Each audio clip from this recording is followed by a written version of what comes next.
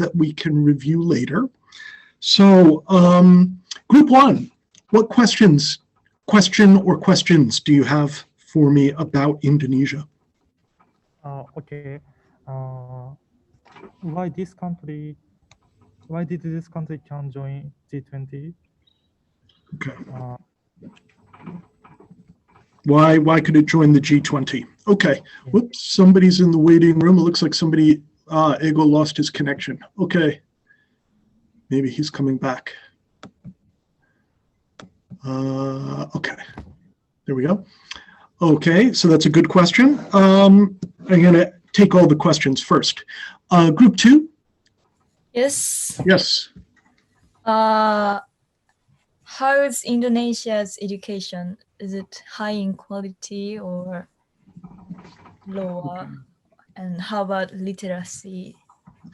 Ooh, okay. And also, which country has higher English level, Japan or Indonesia?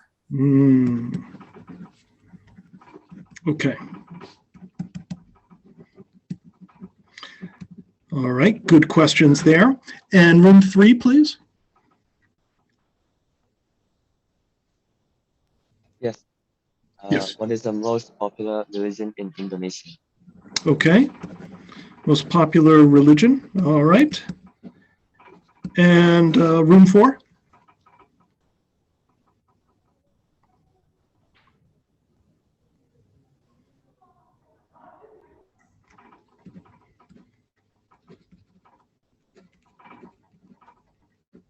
Was it us? Sorry? I don't know. Was it our room? I think so. Yeah. Okay, so we came up with 3 questions, and the first question is, what are the difference between nominal and real GDP in Indonesia? And the second question is, what are common languages spoken in Indonesia? And the third question is, what are they specifically trading to or occupied to? Okay, and specifics of trade. All right, and room five? Yes. What is the relationship between other countries without Japan? Between other countries and Japan? No, without Japan.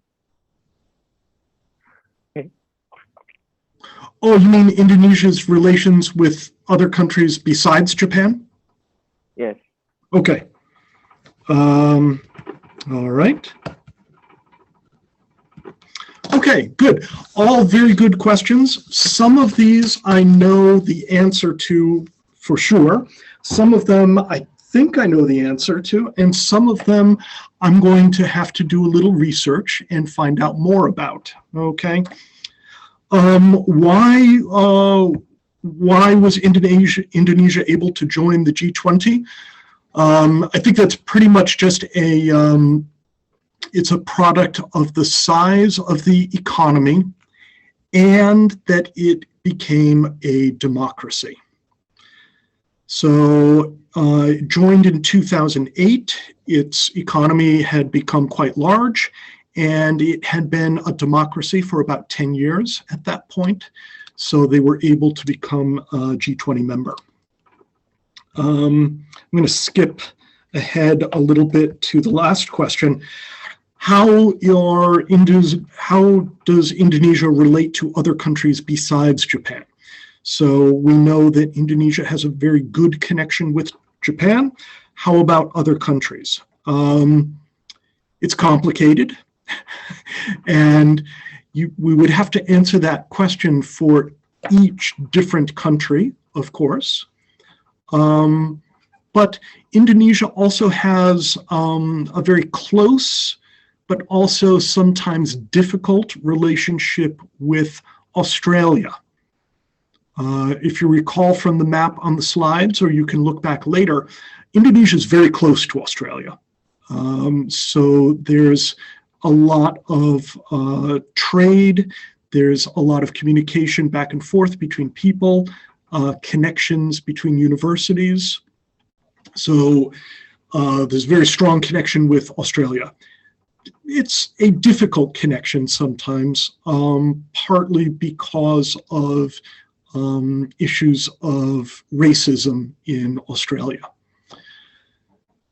Other very strong relationships are, of course, with the Netherlands, because Indonesia was a colony of the Netherlands for a very long time.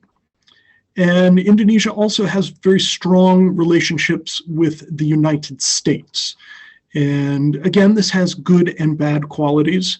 The US has been very influential in the country. It has had a strong effect on the government and on the military in Indonesia, sometimes with good effect, sometimes with bad effect. Okay. But one of the other things we can see is those are also three countries where many Indonesian people go on study abroad or for graduate education. So when I visited universities in Indonesia, the professors, either they graduated from some of the top universities in Indonesia, or many of them got their PhD in the United States or in Australia. So that's a very strong connection there. And that links to the next question. It's kind of a big question, and some of this I can't answer. How is Indonesia's education? Pretty good. So in childhood, so there's compulsory education in elementary school, and elementary school education is, delivered through the whole country, and it's pretty good. Okay. And each level you go up, high school, university, graduate school, the percentage of students drops each level that you go up. But literacy is pretty good in Indonesia. I can't remember the exact number. I want to say it's over 90%. Let's see. I'm going to just look it up real quickly.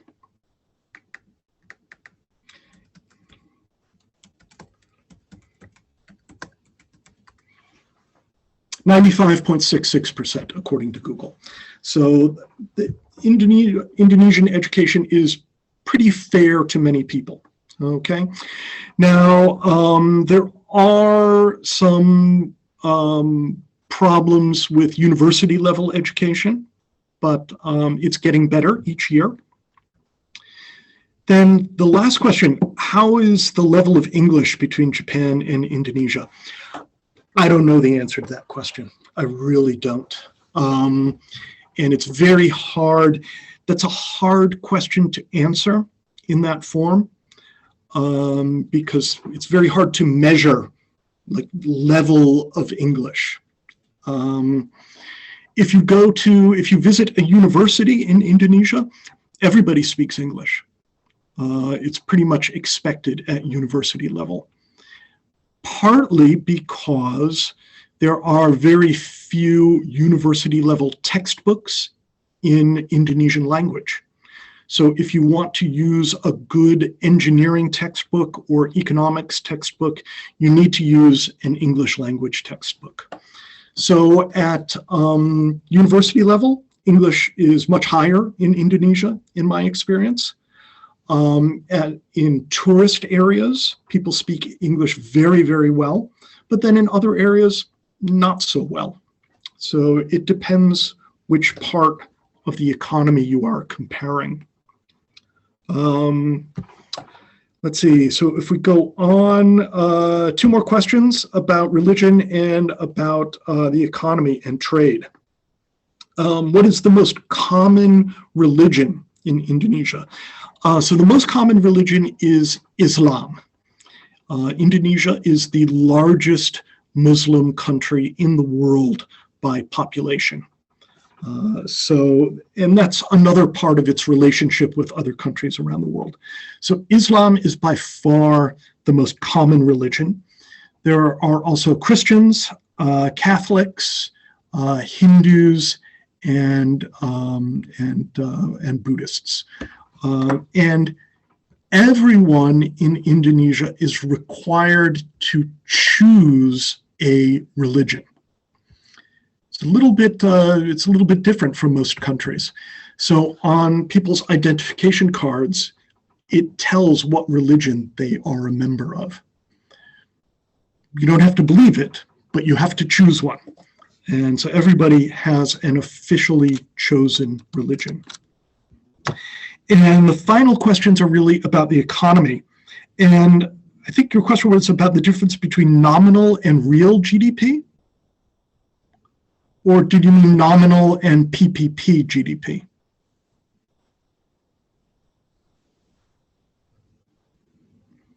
That was group 4? Sorry, nominal and real. Nominal and real. Yeah. Aren't they, how do you mean? I just don't know what the meaning of nominal and what's the difference between nominal and real and Nominal and real, I think, aren't they the same thing? oh, I thought it was different. Like in Japanese, you call it differently, and I thought that was like different ways of Oh, okay. Maybe we need to check about this. But the nominal GDP is the number. How many dollars? So it's the GDP measured directly in the number of dollars of trade. But PPP is different from nominal because PPP is measuring purchasing power parity. So buying, power, and then parity, comparison. So if you look at something like it's how much gross domestic product there is, but then it's related to how expensive things are. What can you buy with the gross domestic product is a very short way of explaining it. It gets very, very complicated, but the nominal is just comparing the number, how many dollars. And purchasing power parity tells us about the amount of dollars, but also what can be bought with that money. So we can see that Indonesia is 15th or 16th by nominal GDP, just counting the amount of money, but it's 7th by purchasing power parity. So that money allows you to buy more in Indonesia, is one way of putting it. Another way to think of it is, if you have the same income in Tokyo as you do in Mie,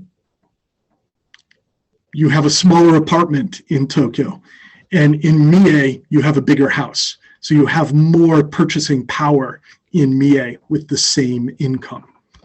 Okay. I hope that helps, and we will review that next week, okay?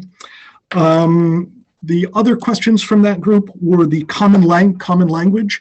So Bahasa Indonesia, or just Indonesian language, is spoken very widely, but it's the second language for most people. The most common first language is Javanese, Java, from the island of Java. So within Indonesia, the Javanese people are the most powerful ethnic group and are most powerful culturally and historically. So that language is very powerful by the number of speakers, but also by its history.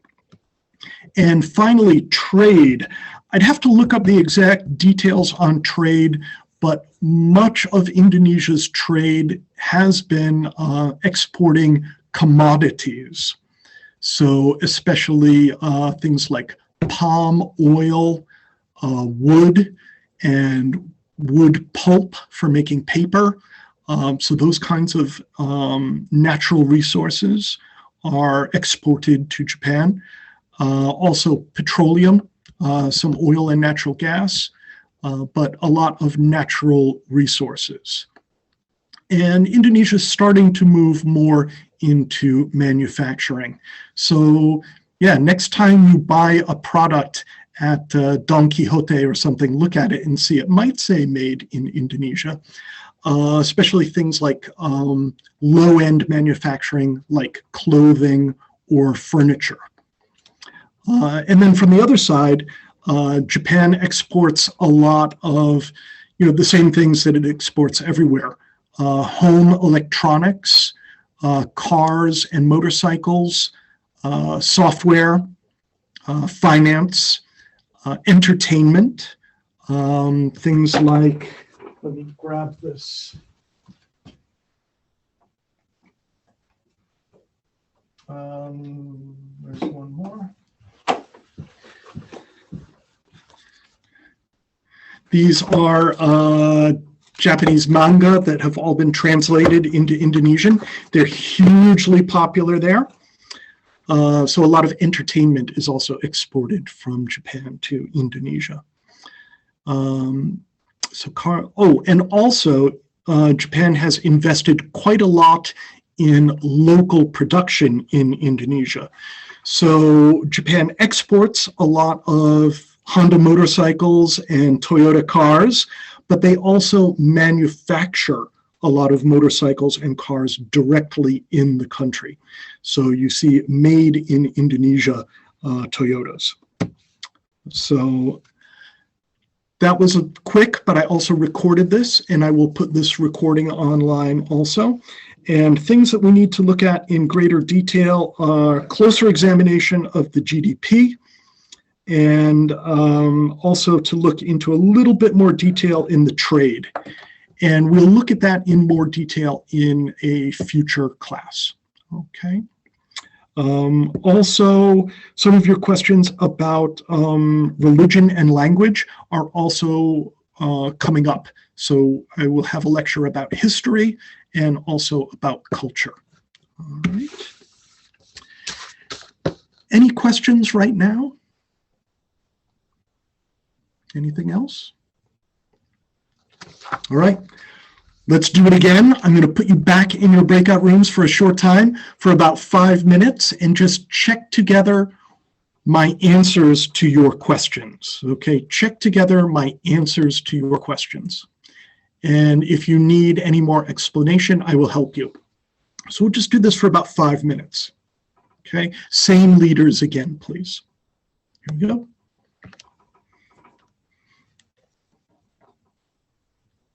Set a timer.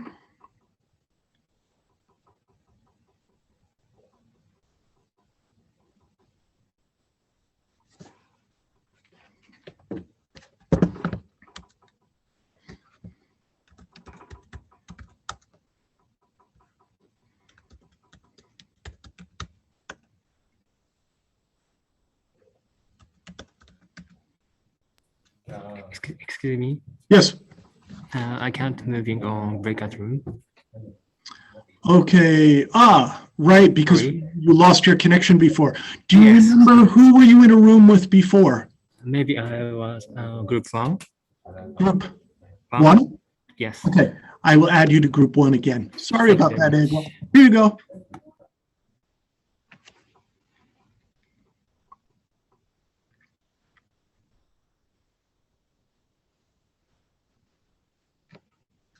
Okay.